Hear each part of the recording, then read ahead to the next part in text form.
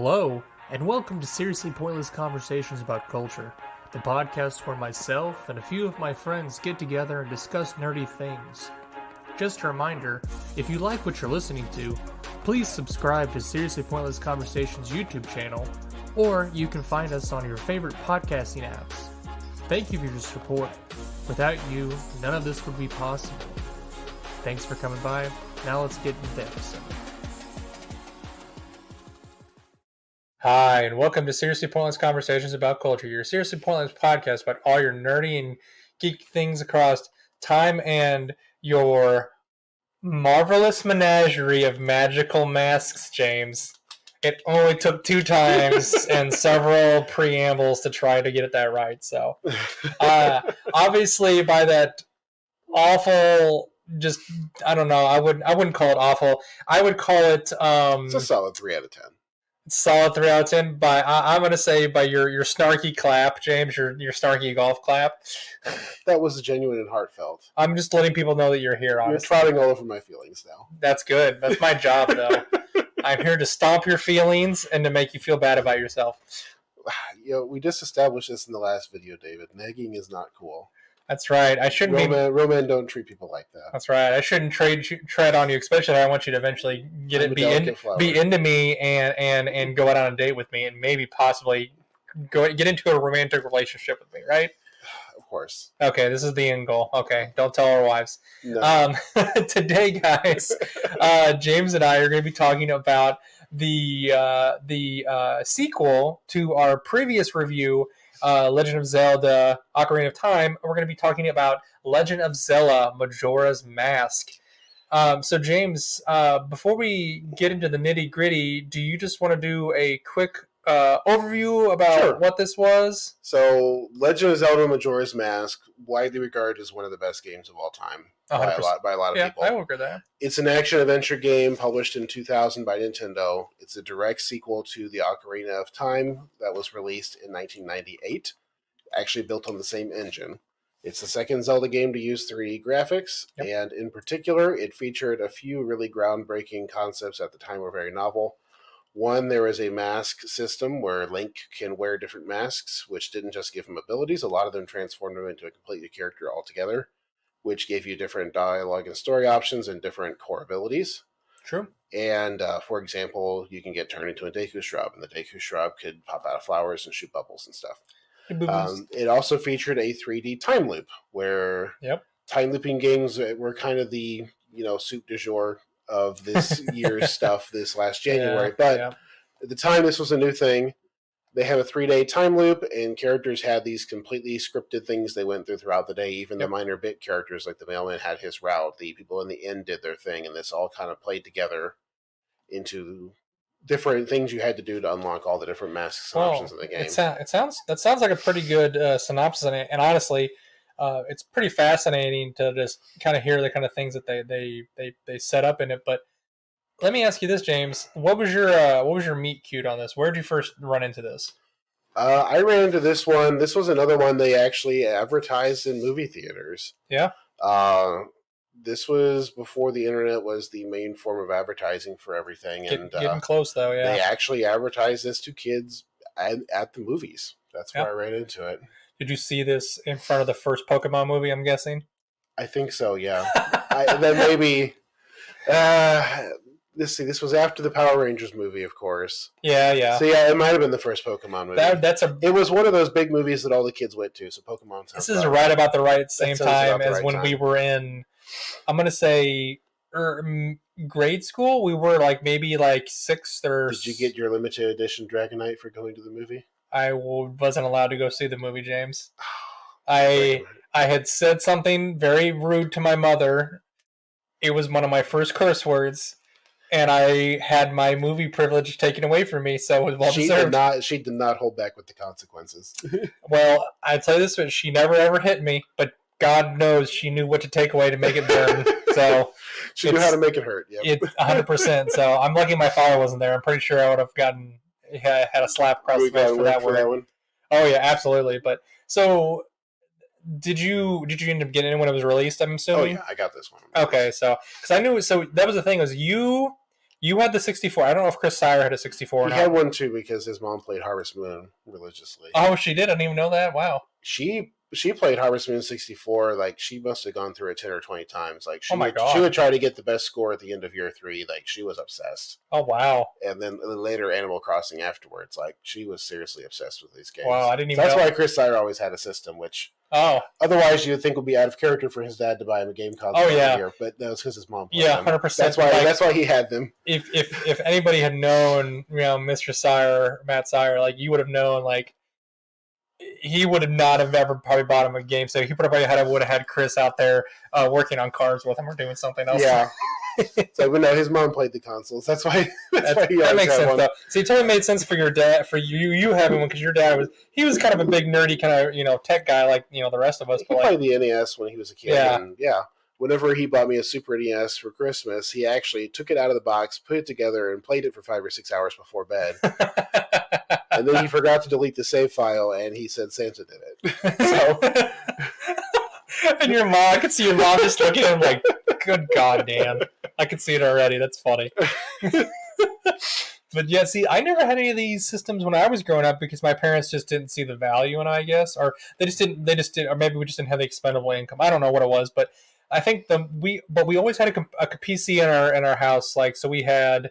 And that's where I played the majority of my games. You did mostly PC. And and my dad, you knew there was no way I was going to have a like technology type thing in my house. We were lucky to have dial-up internet at the time, probably. Well, you also only had like the one TV on the main level. I don't know that he would have let you have a TV downstairs to play games. That was definitely his TV for... That was his TV for his Yes, yeah, that was definitely him. And we got it 1 hour on Saturday in the morning to watch whatever he wanted, or when he was away at work for because he was going away like a couple weeks. Star Trek on Laserdisc. I mean, that was after the fact, dude. We weren't allowed to touch those Laserdiscs unless he was home. So yeah. So fun fact, that was my first pair of cinema boobies that I kind of saw. I could watch Braveheart, and I was like, boobies! Yay! I know. So not Titanic. That's interesting. My dad would never have bought Titanic on Laserdisc. That's true. That's true. For shame. It's not a man's movie. Braveheart, my friend. There's true. blood and guts. Braveheart's a man's movie. That's right. It's a man's movie. That's right. Willie Wallace. You see guys get cut in half. But no, getting back to actually more serious and actually more fun things. But I never got the chance to really play this or even see it unless I came over to your house. Because I remember coming over to your house and watching you guys play these two games. And I did enjoy them. It's decidedly more difficult than Ocarina of Time. Yes. Definitely a lot darker.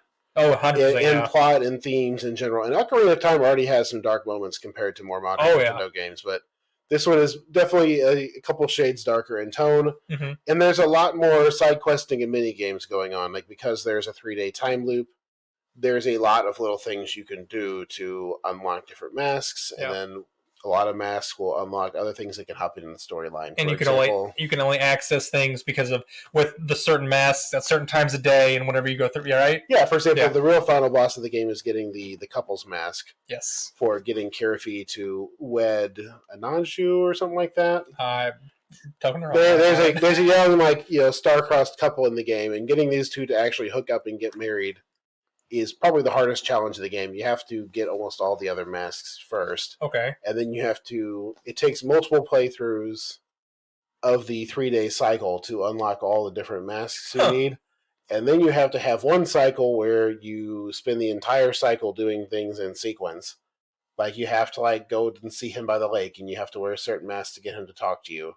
And then you have to get his letter and deliver it to the right person. And then you have to follow along, and eventually it culminates in a chase scene through the Gerudo Valley, and then will finally they get married as the clock strikes midnight on the end of the 3rd day. You get the mask, and then you have to go back in time because you were completely out of time. It's actually a very epic sequence. Did you get that? You need a guide for that. Yeah, I did get it. I did 100% this one. Okay. You have it. As a child, you 100%ed it? Yeah, I did. Oh, wow. Okay. It was a lot of fun. This one was great. Oh, well, you got to think about it, though. As kids, we don't normally, we will dump hours into a game, but we won't normally, complete it. It's usually stuff like that's usually like as you get older, you're like, what do I need to do to get everything in the game now? Because I don't know if I got every single heart piece, but I definitely got all the masks. Okay, because you had to use the Fierce Deity mask. Oh god, I don't even see. You're like I said, I never got a chance to play this one. That was the mask you unlocked for getting every other mask. Okay, it can only be used in the final boss room and on the bosses, but it pretty much turns you into a Fierce Deity. Oh, okay. So it's like an insta kill kind of pretty much. Game. It's ridiculous. So I really enjoyed this, but like without anybody knows. So is this game, the setting and the story for it's not the same as Ocarina, right? No, so it's a direct sequel to Ocarina. Okay. It takes place as Link, having saved Hyrule and getting turned back into a child, is going through the Lost Woods on some undetermined quest. Yes. In the Lost Woods, he reaches the world of Termina, which is a parallel world to Hyrule, and he encounters the Skull Kid, who you did a few quests to help out in Link to the Past, which you probably remember. And the Skull Kid at this time is wearing Majora's Mask, which is this powerful evil artifact mask. It's the titular mask on the box art. Yep. And he curses him, which traps him in the form of a Deku shrub. And then, oh no! And then as you chase the Skull Kid, you end up in Termina. And there you find out that the world is doomed to end in 3 days because the Skull Kid is using Majora's Mask to pull the moon down to crash into Hyrule. And as the 3 days go on, you can see the moon, which starts as a little bitty circle in the sky, is this giant looming face that gets closer and closer and closer.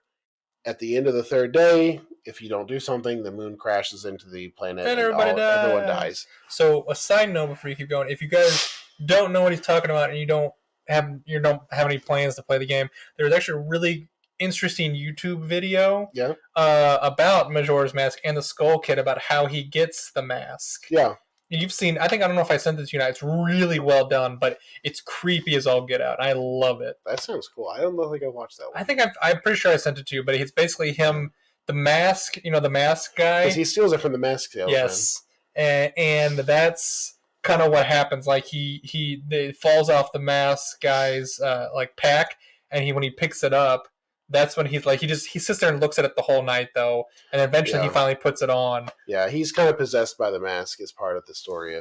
It's really cool. Yeah. It's like you said though, it's super like freaking weird. It's freaking weird. So anyway, at the end of the first 3-day cycle, you fail to stop the Skull Kid, but you're able to regain your Ocarina. Yep. And you play the Song of Time, and you go backwards in time 3 days. And you got to press those amazing directional D-pad buttons, don't you? That's right. And so you go back in time 3 days, and you do it again. And again. And again, and again, and again. And the world features these 4 big regions. Yeah. I guess 5 if you count the central area, which has the town in it. Yeah, so it's kind of it's the same. Yeah. These are basically essentially the 4 regions are essentially the same as the main 4 dungeons that they have throughout any Zelda game.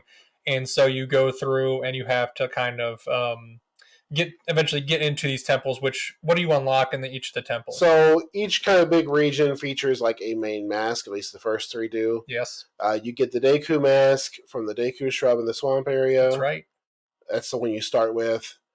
There's the mountain range where you get the Goron mask. There's the Great Bay where you get the Zora mask. And then Ikana, the Desert Canyon, you actually get the Giant's mask, but you don't use that one as often. So each one, the swamp area features like Deku. There's this forest temple. It's a poison swamp, like the witch's hut is there. And like each area has like a different environmental hazard. There's a bit of story you have to go through to get access to the dungeon, and then after you fix the dungeon, there's a lot more stuff you can do there. Oh, cool. And it's all kind of tied into this 3-day time limit, of course. And so a lot of times, like, okay, so you might spend the first time figuring out what to do there, and then you need to come back again and do it faster so you can get to the dungeon. And then you might need to come back a 3rd time, speedrun the dungeon, so that you can do the post-area stuff once it's been cured. And so the constant time crunch is part of what makes the game fun. And like you said earlier, is you might have to come back at a later time with a specific mask to do a specific thing at a specific time, right? At a specific time. With each of the different... With certain conditions already fulfilled. Like, for Yeah. example, if the swamp is poisoned, then the Dekus are holed up in their castle and won't do anything with you. Yeah. So you have to cure the swamp first, but then you might need to be on the right day, and you're going to need the right other stuff unlocked. And so it's a very... There's a lot of conditional unlocking, and the game actually has like a built-in quote-unquote Bombers Club notebook. Mm-hmm. It gives you a notebook which, once you've seen different events, it will track what everyone does throughout the different storylines for all the different things you want to unlock, and it makes it much, much more doable for a kid. As I say, as a kid, I would be very frustrated with something like that, because you go through and you're just trying to figure out what the heck to do with a lot of the stuff and not knowing... Maybe you accidentally see something and you just have no idea why it's doing that for whatever reason. But with that book that's in game, you can go back and look at it. Yeah, it shows you all the notable. It tracks the notable events that you've seen, when people do things, and it can help you find some clues about how to finish everything. That's really cool, though. I really enjoy that. But so let me ask you this, though: did you have a favorite area in the game? The favorite for me is probably the Great Bay area. Okay. Because you get the Zora mask there, and you can swim, and there's a very dynamic kind of swimming system. Okay. And so, like, you cruising through the water doing stuff. I think it was a lot of fun. That sounds really cool, though. I enjoyed it. It's a ton of fun. Cool. Well, one part of me now kind of wants to go back and look at it, because I always enjoyed Ocarina. So just hearing kind of the setting, I don't know. I know it's on... It's on the Switch's, like, upgrade pass. Like, if you pay for the Switch Online, and then you pay the extra boost, Majora's Mask is on the Switch now. So what you're saying is I can find it online for an emulator, though? Quite possibly. I don't know. You don't know? You haven't tried? Back in the day, when I indulged in such things, the N64 emulators were pretty cursed still. Apparently they're pretty decent now. Computers have a lot more horsepower now than they used to, and it's a very old system they're trying to emulate. I bet they're a lot better shape than they used to be. Well, I mean, even now they're starting to get to the point where they're getting like PS4 emulators now. So last gen stuff. So nice. But it's really interesting. So obviously they put a lot of time and effort into making this game, because they want to, even though they had the old hardware or the old basically framework from Ocarina of Time to build up onto this new one. So what did they really do differently, or what did they go off of? Because the framework. So it's based on the same engine, right? Yeah, so obviously, yeah. Ocarina of Time took 5 years to develop. A lot of that time was coming up with the custom engine. Yeah, which was a thing that was done very regularly back in the day. Like Half-Life 2, for the same reason, the Havoc engine was made custom. Well, especially because these days most people license the game engine. Yeah, well, because especially being off of specific hardware. And it being a Nintendo property, they were we're going to keep using this engine multiple times, right? No, this was an upgraded engine slightly. This game was originally slated for the 64 Double D, which never really quite materialized. Yeah. It was supposed to be an upgraded Nintendo 64. Was that the one? That was where the expansion pack came from. Was that a CD? Did it have a CD drive or something? No, it came with the same cartridge, but it featured an expansion pack which gave the game an extra 4 megabytes of memory to work with. Okay. And so they could do things a little bit more, just a bit more in general, than the 64 could. Okay. The only two games that used it were Donkey Kong 64 and Majora's Mask, which actually shows in the scope of the games. I can see that, yeah. This was developed by a small team. It had Shigeru Miyamoto, Yoshikazu Kozumi, and Eiji Aoyama. They were trying to come up with a game like, what can we make that is better than the game that sold 7 million copies? Not much. On the same hardware, when Ocarina of Time already pushed the hardware to its limit. Yes. And that was trouble, because like Ocarina of Time, for example, features this. There's a lot of like cardboard cutout skybox systems, which if you're familiar with game development at all, one way that developers can cheat is that you can render a nice, essentially 2D portrait of a background, and then you just display it as a backdrop, and then you paint your 3D stuff around it. Yes. And it saves a lot on having to render these giant open spaces. Yeah. And Ocarina of Time used that extensively with world fogging. Yeah. Things fogged out at a very close distance. They still do that today. And they still use it today. Yeah, they just do it better rendering. Majora's Mask does not do that as much. Yeah. A whole lot less. And the other way they tried to come up with, they came up with that 3-day system we talked about to try to make the world bigger in scope, make it feel more dynamic, more pressure, have a tighter gameplay loop. Like they tied the whole game around the 3-day system, and so that I think is what made it different in the biggest way. It had a cool gimmick. So that's nice though. I like that. There was an interesting thing for me in development, which I wasn't aware of until I started doing research for this episode. Okay. There was actually 2 games that came out at the same time. Majora's Mask was actually first titled Ura Zelda. Okay. Ura means hidden or behind in Japanese. And it came out in the Famitsu magazine. And it was talked about as a Ocarina of Time kind of game that altered the levels designs and made it like a new story. Okay. So it was like the hidden Zelda. Now, this sounds a lot like Zelda Master Quest to us now, right? Yes, very much. Yeah, wow. Which didn't come out, as we know, until later. But then in June, Ura Zelda was announced in May 1999. Okay. So this was, 5 months after Ocarina of Time came out for winter 98. Okay. So then in July, they announced Zelda Gaiden, which roughly translates to Zelda Side Story. Yeah. And that was a playable demo at the Nintendo Space World exhibition in August 1999. And so everyone said, well, Zelda must have just been changed to Zelda Gaiden. It's a in-progress work. People change the name of it all the time. All the time. We talking about, And then but at this show in August, you see a lot of things that were in Majora's Mask. So the large clock, the timer, the stories and gameplay details. It was clear that a lot of the stuff was in there. Okay. And so it wasn't until later that month that Miyamoto confirmed that Ura Zelda and Zelda Gaiden were actually 2 different projects. And so it was just not communicated very well by the Nintendo team what was going on. And so Ura Zelda did eventually go on to be the Ocarina of Time Master Quest, which in Japan it was released on the 64, but for all of us who aren't in Japan, it came out in the GameCube as a bonus disc. So if you pre-ordered the Wind Waker, it came with Ocarina of Time Master Quest bundled with it. Yeah, I do remember that actually. I remember Candace playing it up quite a bit because she had the GameCube whenever we went to high school. So she did. I don't think I ever played Master Quest, but word is the street that it was very good.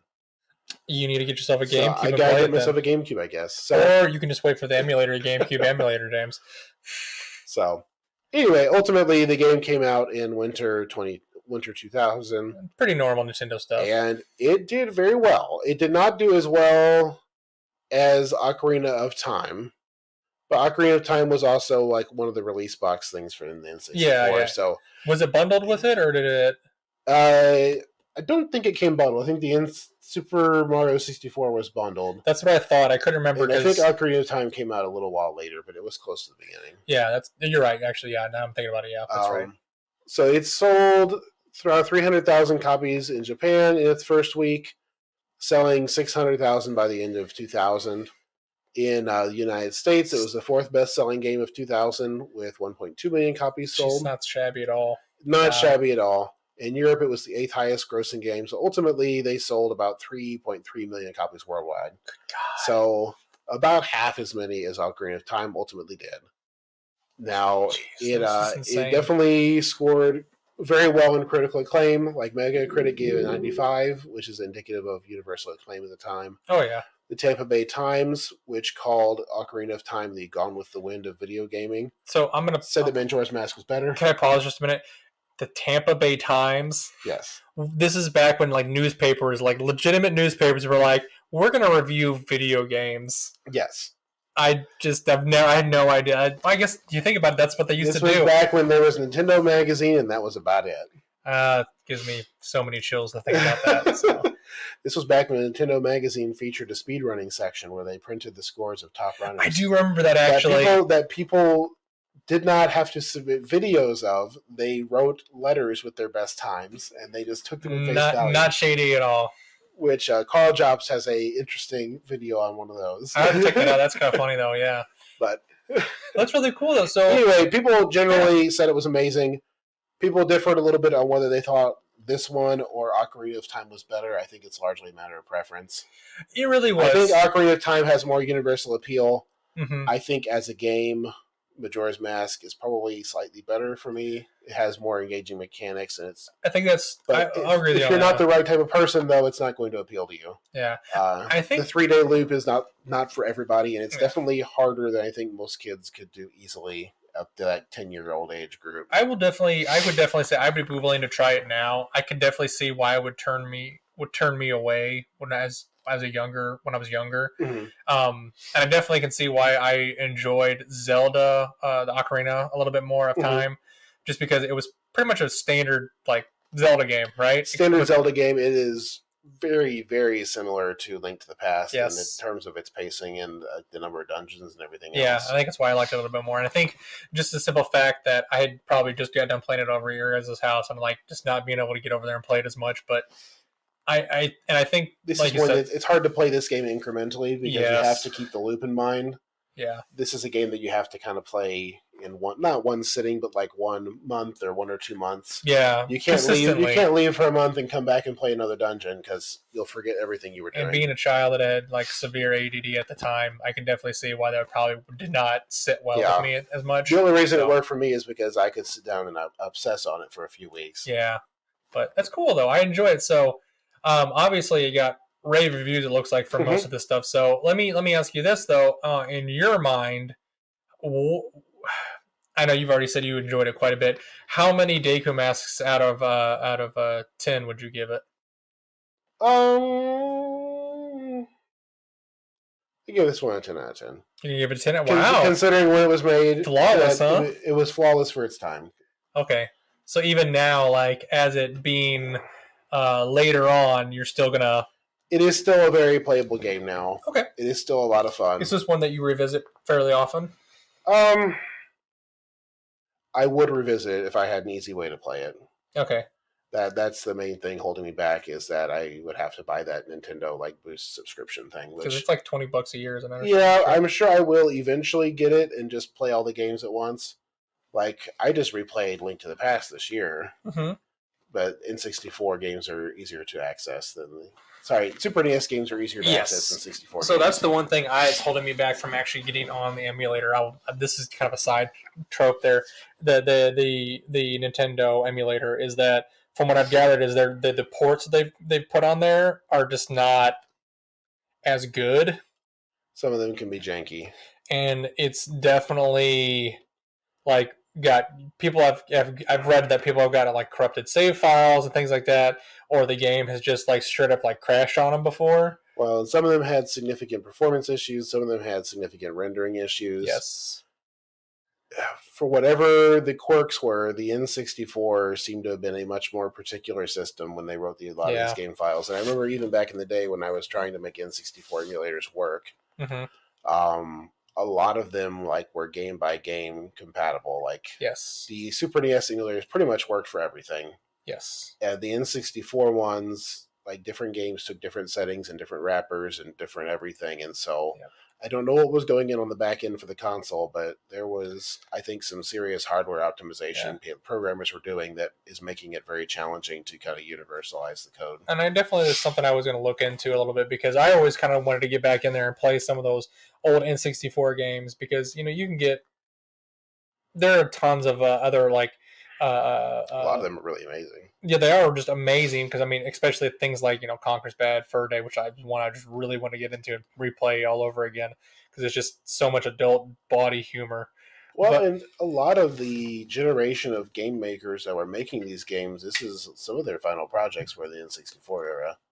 Like, to me, once you enter into, the GameCube, PS3, PS4, because something's different. Like, I don't know if it's different people making it or the audience is changing, but it doesn't feel the same. It is definitely changing because even though, Miyamoto, just here's a prime example, even though he still kind of, dips his hand in every once in a while for games, this is kind of the part that this is, right after this period, after the 64 when he period. starts stepping back from being lead developer. Quite a bit, yeah. And he's more of a creative vice president or whatever he is. I can't remember, VP or something. He's not head of the company, but he basically is he basically has yes or no powers to say, hey, I like this game, I don't like this game, or maybe we should try this with this game. He never is, like you said, a lead developer on these games, and he's not writing scripts and things like that like it used to. You have the guys here who were, writing Nintendo games in their basement somewhere.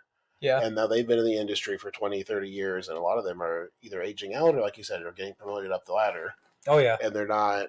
It's like a new guard is coming in after this. Yeah. And I think the increasing hardware power also changes the way they wrote these games, too. Oh, 100%. Because at this point, like the N64, it was very much, the game developers against the hardware. They had big ideas, and a lot of these creative mechanics that we think of later, like these 3-day cycles and stuff, they were originally conceived as ways to get around the hardware's limitations. Yeah, that's and so it's a very kind of limited environment, and later, once hardware starts getting beefier and beefier, then that stops being as much of a design constraint, and things just, like the entire approach to making games changes. It's kind of like saying... It becomes less hardware first and more... It's almost like constraint breeds creativity a little bit. Yeah, it does. And the fact that things grow and it's basically like saying, like you said to somebody, like, I want you to build me something, but you're only going to have these 3 tools to build it with. But like you said, in like 5 years' time, you're going to give somebody else the opportunity to do the same exact thing, but you're going to give them as many tools as they possibly want to play with. Yeah, well, I mean, like, for example, like, there's a reason that, like, Final Fantasy X never came out on the N64, and it wasn't just licensing. Like, the N64 could never have something that big. No. It's not what's being displayed on the screen, it's just the sheer amount of content. Yes. Like, there's a reason it came out on 4 CD discs back in the day. Not 10. That was Final Fantasy 7. Came out on the 4 CDs. Yes, it was a lot. For the old PlayStation. Yeah. And so, like, back in the day, like, PlayStation and Nintendo were night and day difference, and it was hardware that was driving that. Yeah, 100%. And it's that whole thing of is CDs versus cartridges, right? And it's like what you could put on it, and it was just at the time it was a budding game hardware, essentially. CDs and DVDs were just not a very big... Well, DVDs weren't even a thing at that point, but CDs were just kind of coming into their own at the time that the Final Fantasy and that stuff was coming out. But it's really interesting that you say that, because when you start looking at some of the follow-ups from Majora's Mask and Ocarina of Time, there's not another Zelda game on the 64 after this one, is there? No, next one was Wind Waker for the GameCube. For the GameCube, and that was, like you said, those small little CDs that they had, or whatever I can't remember, they're CDs or DVDs. They did the little micro CDs. CDs, yeah. And at that point, you can... I think they were DVDs, actually. I think they were micro DVDs. But they were micros. Yeah, micro DVDs or whatever it was. The micro CD only has like 200 megs of space. That wasn't... It was probably a DVD. It was a micro DVD. Because you can hold about a gig of... But they were kind of compromised. It was still a proprietary storage media. Yes. But it was a more dense format, so... That is just... Which Nintendo has continued still, right? I mean, now they use micro SD cards, but they still sell cartridges. Yes, you could literally make those on your own if you could get the SD card on there and just transfer the data over. But you said it's on a proprietary disk system that they make that can only slide into their thing, and you can't make them. Well, you could make them if you have like a 3D printer or something like that, but I'm sure there's something about them that you have to go in and finagle with to try to make it work, right? Mm-hmm. And that's just a really interesting kind of concept that Nintendo's always... That's just... I think it's that's the OG DRM right there. That is that is a huge Nintendo thing. Yeah, well, it's like it wasn't... And that's what it was. Like, it wasn't that it was difficult to rip the files off the CDs. It wasn't that it was that difficult to decode them either. No. The problem was... everything was so hardware optimized, it wouldn't play on anything else. Yep. And then again, you didn't have the physical media to make your own. Yep. Now, later you see that being a thing where people will design cartridges for the purpose of putting games on them. So you probably saw that for Game Boy Advance and stuff back in the day. You could buy a cartridge with a micro SD card that will hold like 300 Game Boy Advance games. I actually have one for one sitting there. Yeah, I have a Game Boy DS, and it's literally that's what I can do there. It's literally an SD card. You just load what you want in there, and you can play whatever you want on there. Yeah, yeah. It's a phenomenal little system, but at the same time, it's just like. But that came later, much later. Yeah, that just wasn't present in the N64 era. Yeah.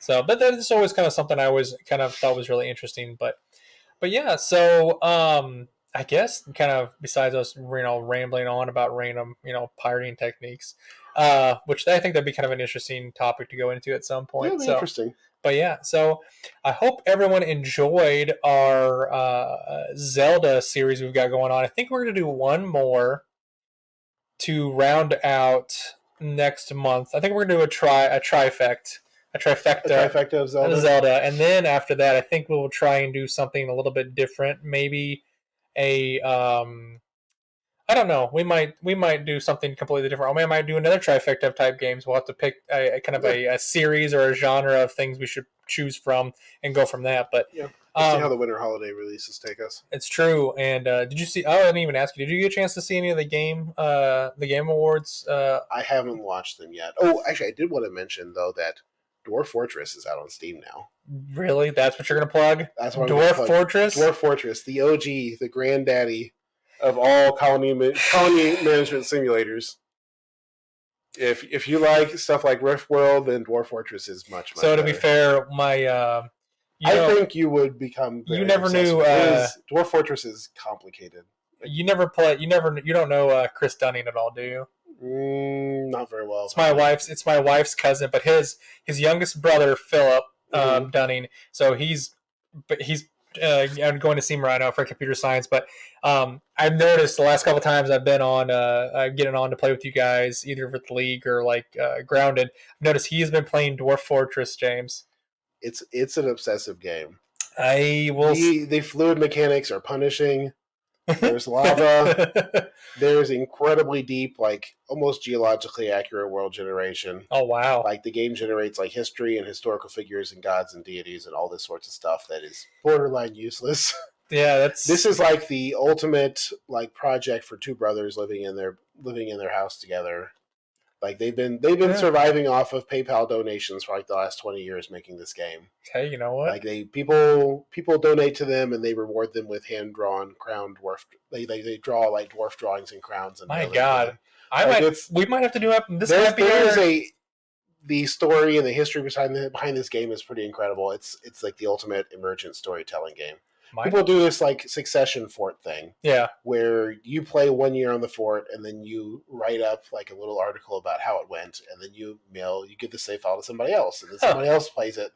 And like you can go on their forums and there's hundreds and hundreds of these stories. Oh my God. Look up Boat Murdered. Boat Murdered. Boat Murdered, that was the name of the fort. I will have to look this up. This might be... It's fun. It's cool. Losing is fun. I once read a 15 forum page discussion about the mechanics and ethics of harvesting mermaids for their bones so that you can sell them to elves. I don't see a problem with this. I mean, are mermaids real people, James? I mean, they're really fish, aren't they? But they're also people.